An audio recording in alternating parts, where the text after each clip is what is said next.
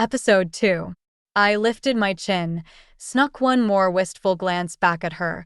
She caught me looking and stood and watched me, still smiling, probably amused by my pink hair and short tartan skirt and tights and fluffy rabbit bag and lace-up boots. Flushing, I looked away and increased my pace. "Come on, Flora," I heard her say. "Enough dilly-dallying. Let's go play with the ball." "Yes. You'd like that?"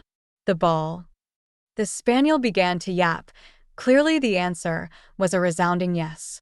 I rolled the tightness out of my shoulders and shifted my bag so that it would stop pinching me. I still had half a mile to walk to work, but I didn't have to rush.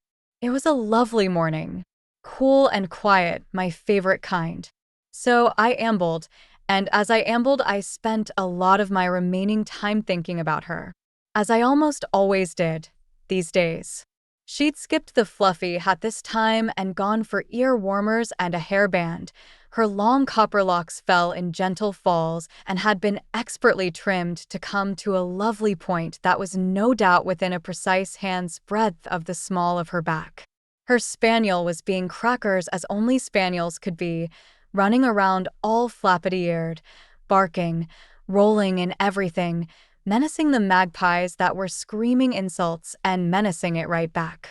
She smiled at me as I passed her, gave me a quite lovely little trilling hello, to which I squeaked a silly, shy hi in return. And fool that I was, I snuck a look back at her, and she caught me again and smiled and waved an artless little goodbye to me. God, she was adorable. Faint freckles on her cheeks, rich brown eyes, a small and neat nose, and a different shade of the same type of trousers, deep wine red this time. Deep wine red and tight as anything across that absolutely perfect bum, perfectly matched with the black polo neck that peeked through her half-unzipped dark green jacket. I approved. I approved in the most approving way I could ever approve of anything, at all, in the entire history of everything, ever.